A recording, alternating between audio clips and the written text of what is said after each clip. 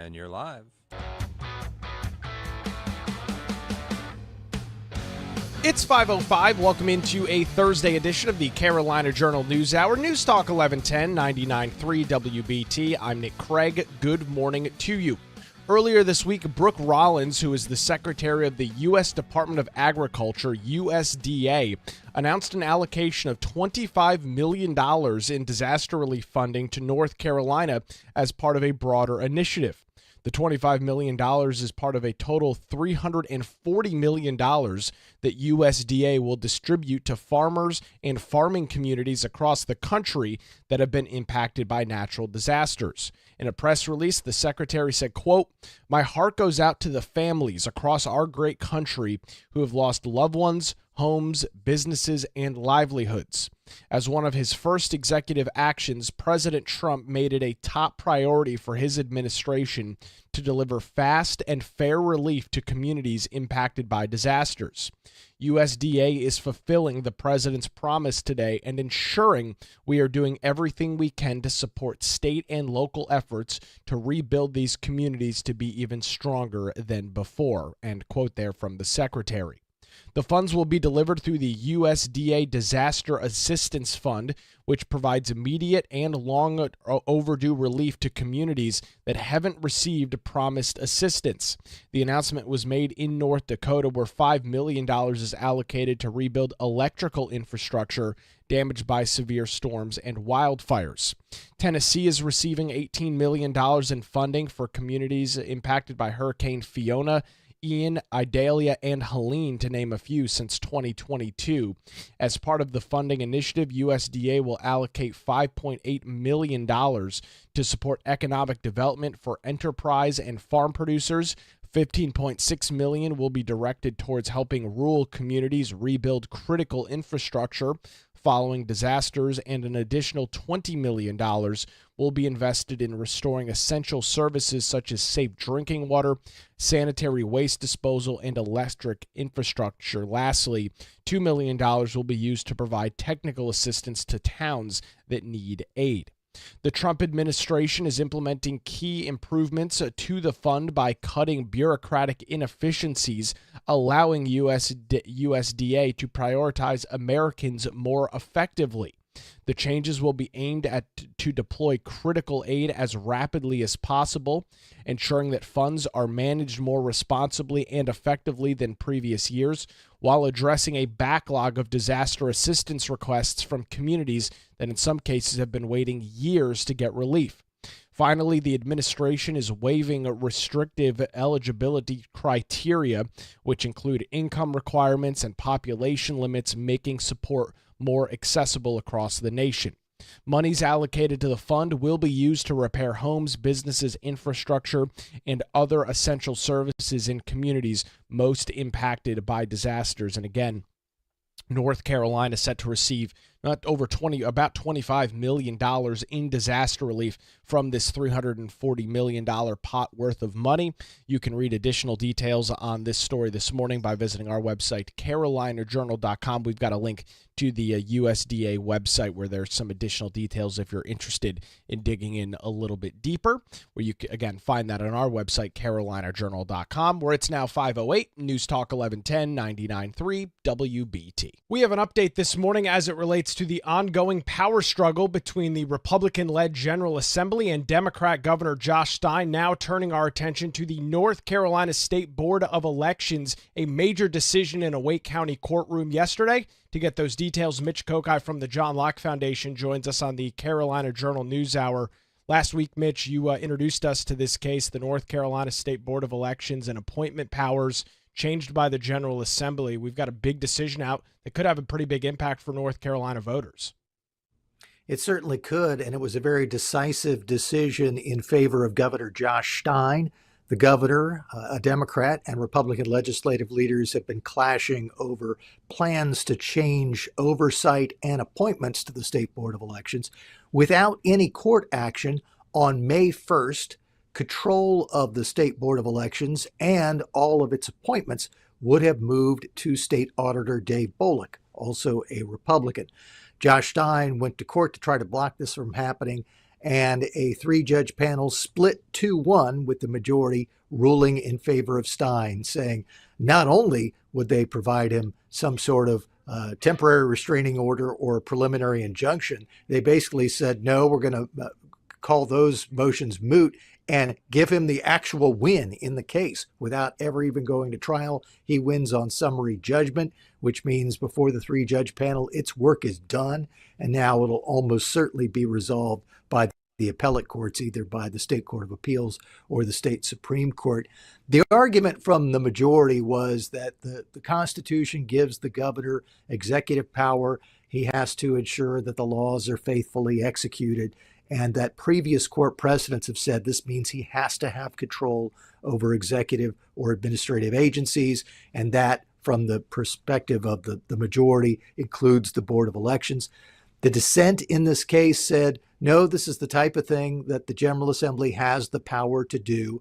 The General Assembly decided to move oversight of the Elections Board from one executive branch official, the governor, to another executive branch official who's elected by the people, the state auditor, Dave Bullock.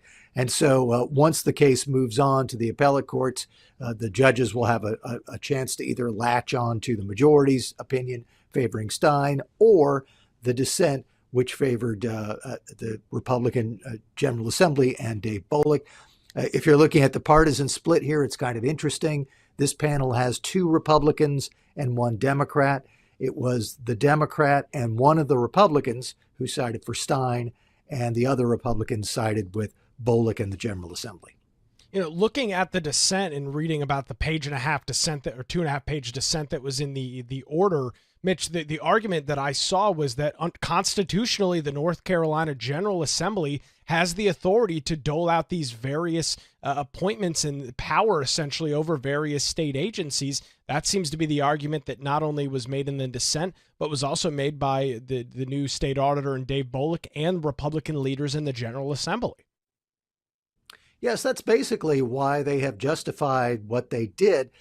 In previous attempts to change the Board of Elections, the General Assembly has run into trouble with the courts by moving appointment powers from the governor to the General Assembly. They've also run into problems when they've tried to make a board that would have an even split between Republicans and Democrats. But after several years of trying other iterations of this change, this time around, the General Assembly said, we're not going to change the structure of the Board of Elections. It's still going to be 5 members. It's still going to have no more than 3 members from one party, meaning practically 3 members from one party and 2 members from the other majority party.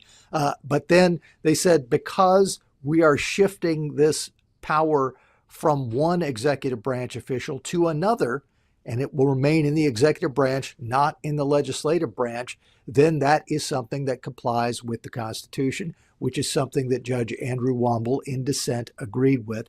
But the majority in this case basically sided with the arguments from Governor Josh Stein that the governor has a lot more executive power than the Constitution really says that he does.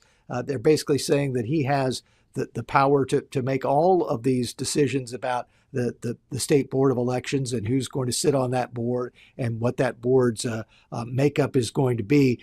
And then also likened the other members of the Council of State who are elected officials, like the auditor, like the lieutenant governor, superintendent of public instruction, and so on, likening them to advisors to the governor rather than other officials who act on their own and have their own authority. So it'll be interesting to see whether the appellate judges that take a look at this have anything to say about what the 3-judge panel said on that front. Mitch, looking at our calendar this morning, we are 1 week away from May 1st when some of this was supposed to kick in. Obviously, that deadline is not going to be in place now. You've already alluded to the fact that this is likely to be challenged and appealed. Kind of walk us through that process. Where does this immediately go from the decision yesterday? Well, the immediate appeal would be to the North Carolina Court of Appeals, but it's entirely possible that either the General Assembly or State Auditor Dave Bullock or both would try to get the case kicked up immediately to the state Supreme Court. Now, Bullock, who is an intervener in this case, has an interesting argument to make because basically What was thrown out in this decision was a state law, Senate Bill 382, that gave him this additional power. So he could basically argue, hey, this ruling takes away power that's spelled out for me in state law. So I would like to see the state Supreme Court rule on this and get it resolved fairly quickly so I can get the power that the General Assembly wanted to give me, which is oversight over appointments to and control of the State Board of Elections. Like many of the other legal stories that we continue to track, a lot more that we'll be following in the coming weeks and months. You can read additional details this morning by visiting our website, carolinajournal.com. Mitch Kokai from the John Locke Foundation joins us on the Carolina Journal News Hour. Where it's now 5:15, News Talk 1110, 99.3 WBT. Time to get a look at traffic on your Thursday morning. A look at the roadways with Boomer Von Cannon. Hey, thank you, Nick.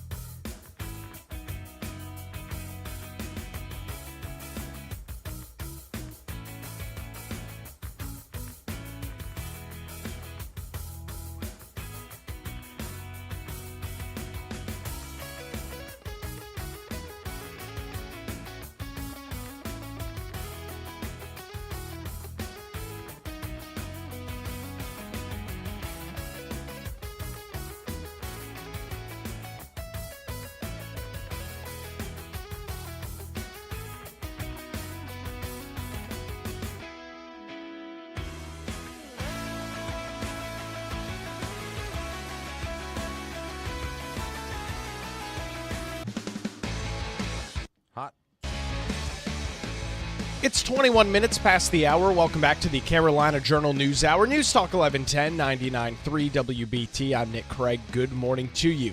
Sandy Robertson, the two-term Republican mayor of Rocky Mount, North Carolina, has announced Wednesday that he is running again for Congress in North Carolina's 1st Congressional District, which is the only true swing district in the state of North Carolina.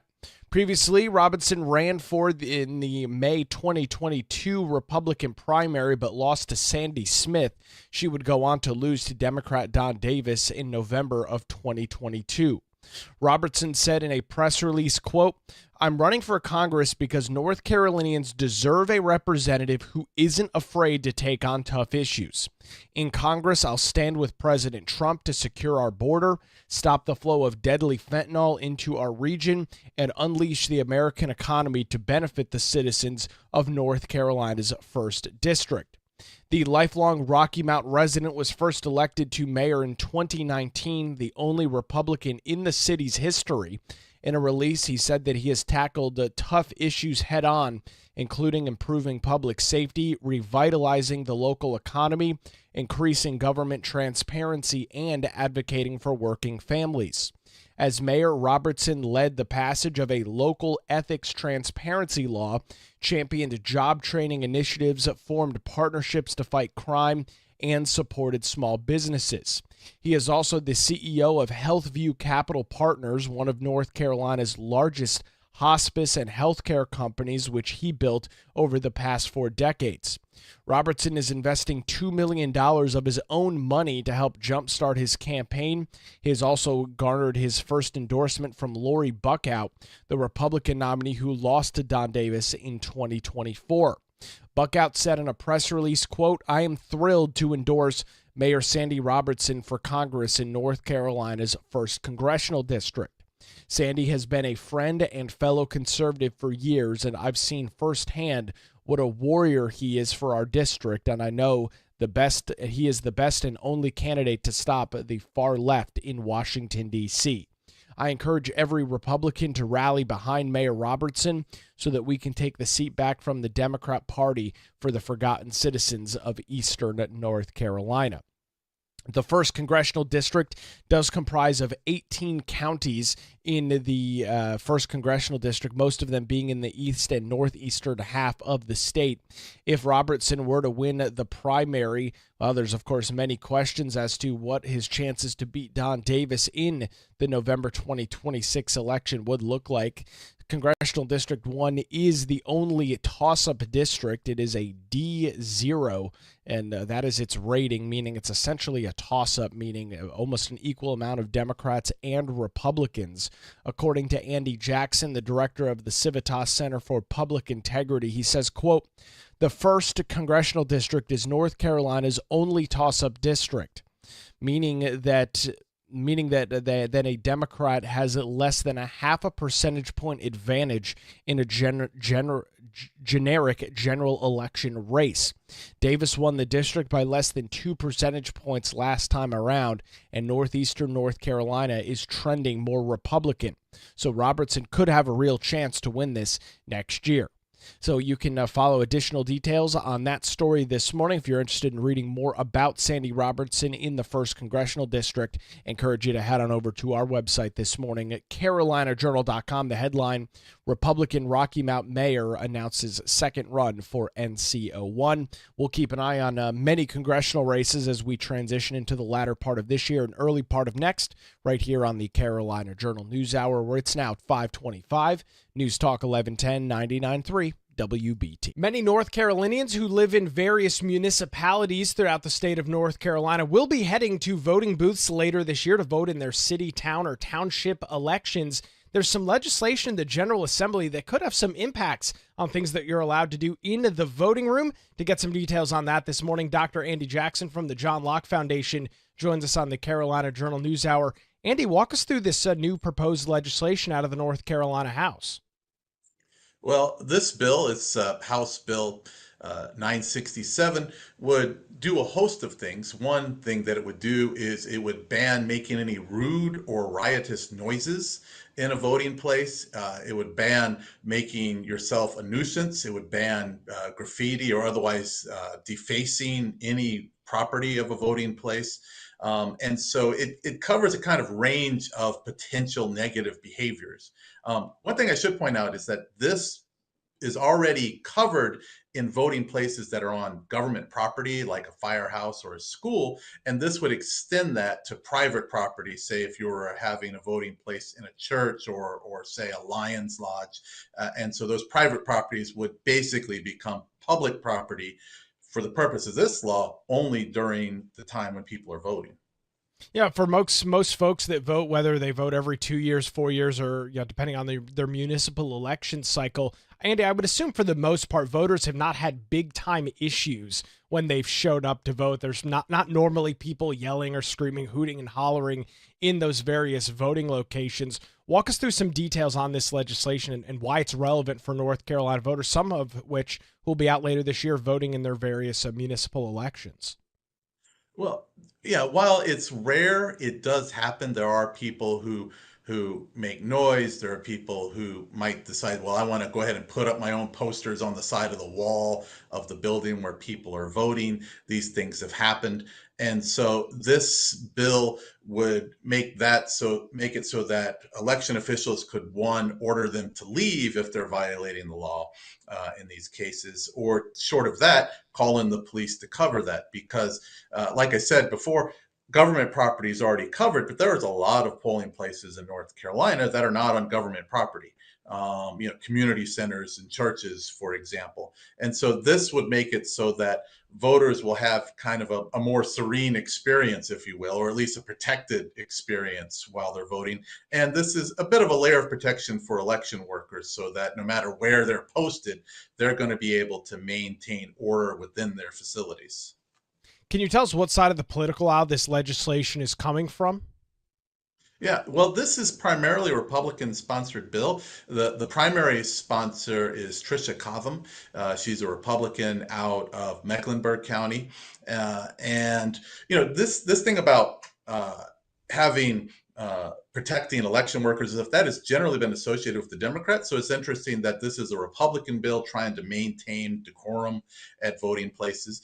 Interesting, it does have one Democratic co-sponsor, Pricey Harrison. She's a representative out of Guilford County. Yeah, it's interesting when you look at the partisan makeups of this. Andy, as we go through this legislation and as there's literally thousands of bills that have been introduced over the last couple of weeks making their way through the North Carolina General Assembly, would this have an immediate impact on North Carolina voters if this was to pass the House, pass the Senate, and then eventually be signed by Governor Josh Stein?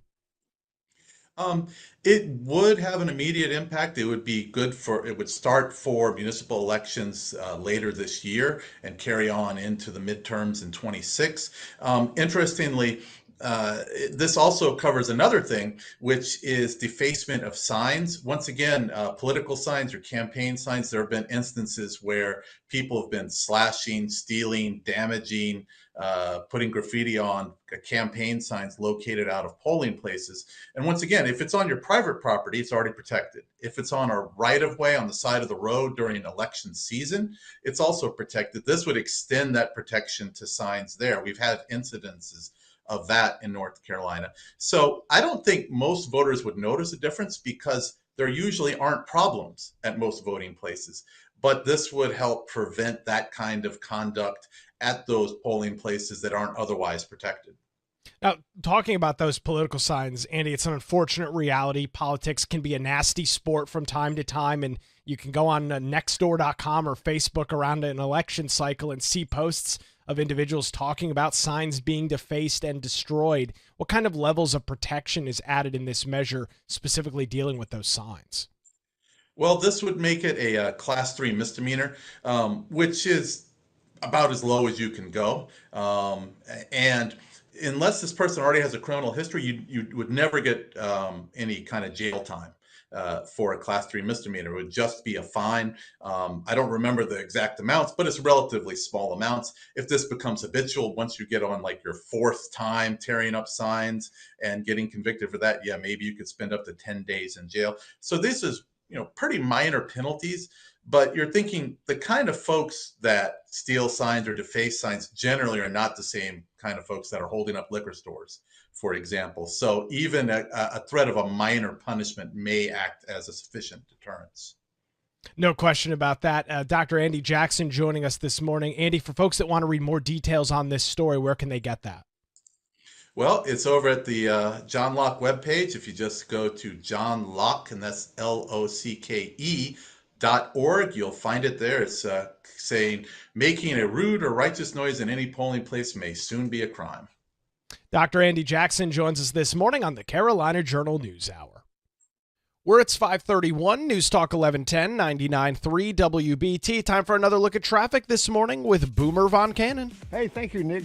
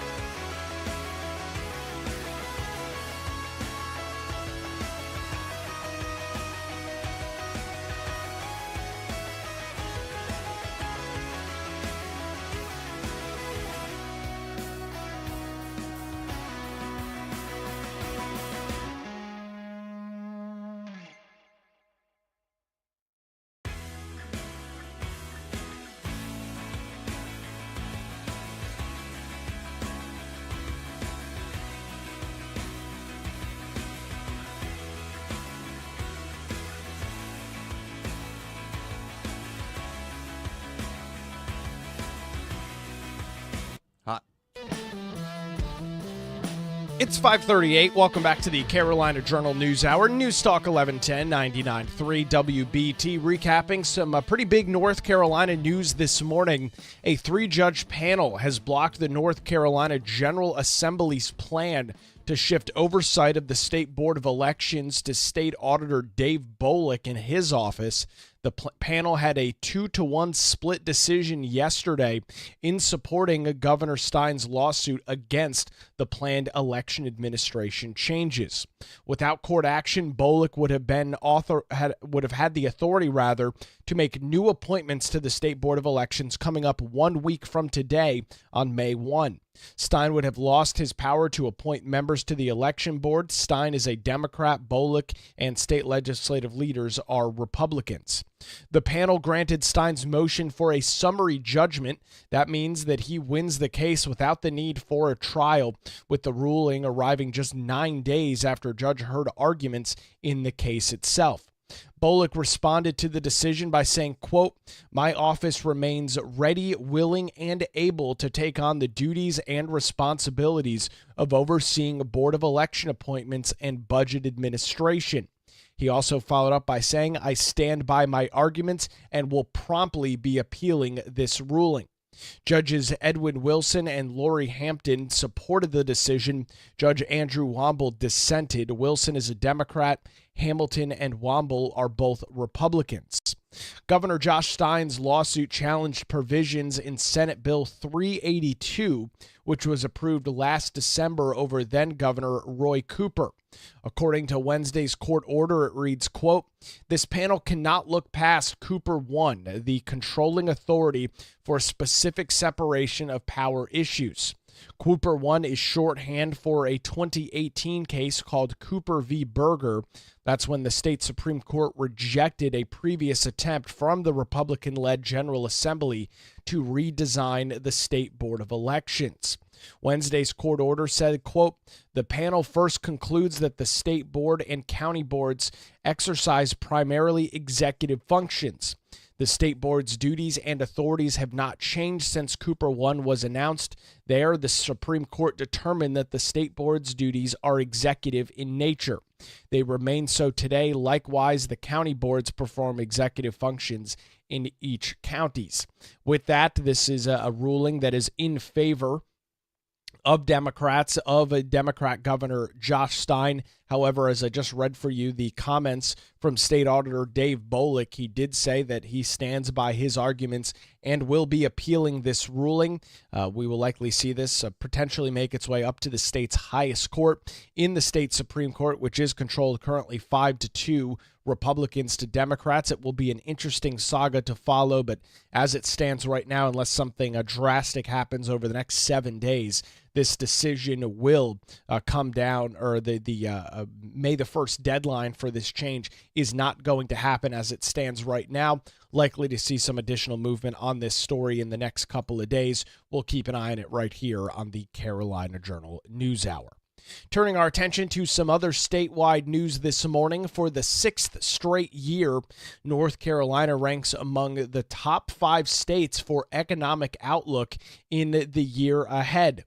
This is according to the American Legislative Executive Council's latest Rich States, Poor States report. Every year since 2007, ALEC has released a State Economic Competitive Index report to examine each state's economic outlook for the coming year. In the 2025 report, North Carolina placed 4th in economic outlook, trailing only behind Indiana, Tennessee, and Utah, which all placed ahead. The ranking is a forecast based on the state's current standing in 15 state policy variables that are directly influenced by state lawmakers, according to ALEC, which is America's largest nonpartisan voluntary membership organization for state legislators directed to the principle of limited government, free markets, and federalism.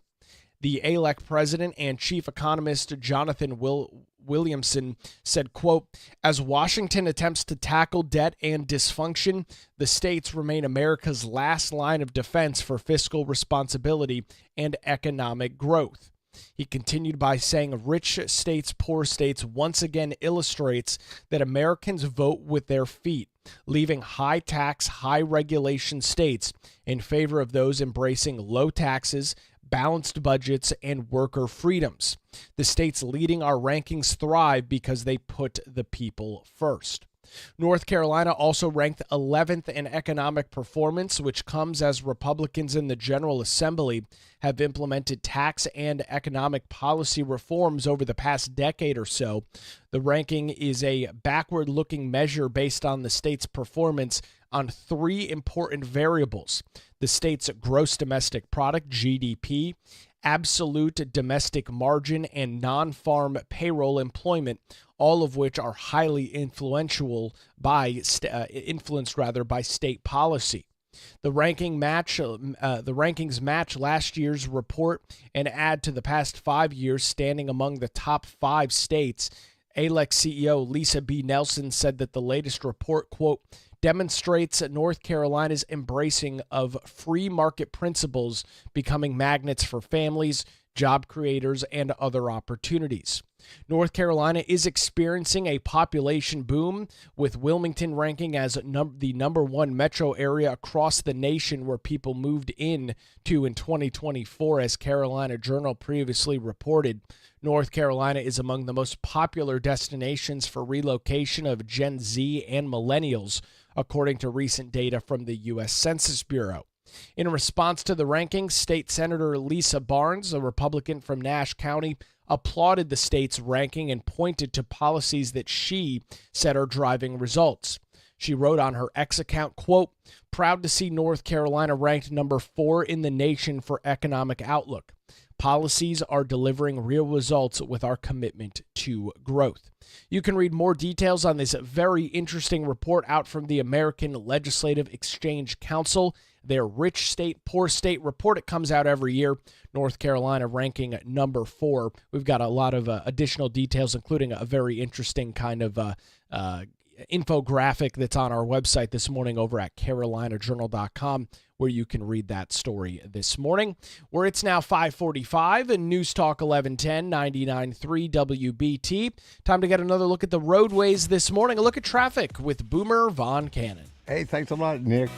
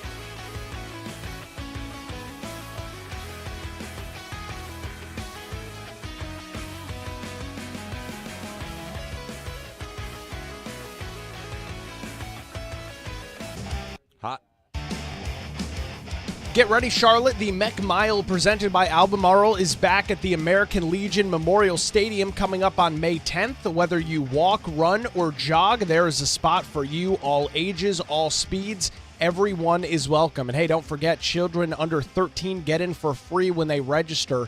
You can sign up this morning at mechmile.com and score your custom medal and t-shirt.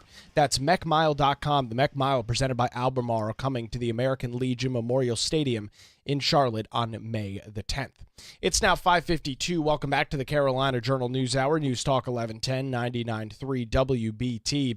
Recapping some news this morning, Brooke Rollins, the Secretary of the U.S. Department of Agriculture, USDA, has announced an allocation of $25 million worth of disaster relief funding for North Carolina as part of a broader $340 million initiative in which USDA will distribute money to farmers and farming communities across the country that have been impacted by natural disasters.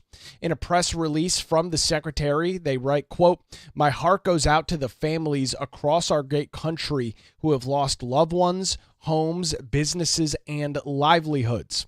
As one of his first executive actions, President Trump made it a top priority for his administration to deliver fast and fair relief to communities impacted by disasters. USDA is fulfilling the president's promise today and ensuring we are doing everything we can to support state and local efforts to rebuild these communities to be stronger than ever before. The funds will be delivered through the USDA's Disaster Assistance Fund, which provides immediate and long overdue relief to communities that have not received promised assistance over the last couple of years. For example, Tennessee is receiving $18 million worth of relief, in some cases going back to 2022 in storms that affected Idalia, for example, which affected the state of Tennessee. So that money is being doled out both immediately and for some storms in the past. You can find out and read more details this morning on our website, carolinajournal.com. The headline, NC to receive $25 million in USDA disaster relief. Turning our attention to some other statewide news this morning, a bill in the General Assembly would regulate behavior at polling places and protect political signs outside these locations from theft or vandalism. House Bill 967, known as Disorderly Conduct at Voting Places, is sponsored by Representative Tricia Cotham, the Republican from Mecklenburg County. It has two substantial sections. The first would extend the protection currently given to public facilities to private buildings when they are being used as voting locations, and the second would protect protect political signs placed outside those polling places. Under North Carolina state law, it is a misdemeanor to do any of the following at a public building or other public facility during voting. Quote, make any rude or riotous noises or engage in any disorderly conduct in or near any public building or facility. And secondly, unlawful to write or scribe on, mark, deface, or injure the walls of any public building or facility or any statue or monument sustained in any public place. These protections are already in place for polling places such as schools, firehouses, or other government facilities, but not, for example, in churches, various Lions Club lodges, or other private buildings that do get turned into voting locations during various elections. The bill would designate private buildings as public facilities while temporarily in use as a voting place and during the hours for voting. It is reasonable to wonder if making any rude or riotous noises or committing any nuisance in or near a public building or facility is overly broad. While it may be necessary to allow public businesses to conduct these practices and policies, it may also give the police too much power to restrict speech. However, that is not the debate for this bill, which only extends the protections afforded already to polling places in government buildings to some of those private structures and buildings while they are being used for voting. One unfortunate reality of election season is people stealing or damaging campaign signs. Signs placed in right-of-ways during election season and on private property are protected by law. This legislation would extend that protection to campaign signs placed on property of polling locations, making it a Class 3 misdemeanor for any person to steal, deface, vandalize, or unlawfully remove political advertising that is lawfully placed under the section. Those convicted of a Class 3 misdemeanor are only subject to a fine unless they have several prior convictions, or what the law would call them, a habitual offender of that law. You can read some additional details on House Bill 967 by visiting johnlocke.org this morning. We've got the details over there. Well, that's going to do it for a Thursday edition of the Carolina Journal News Hour. WBT News is next, followed by Good Morning BT. We're back with you tomorrow morning, 5 to 6, right here on News Talk 1110 and 99.3 WBT.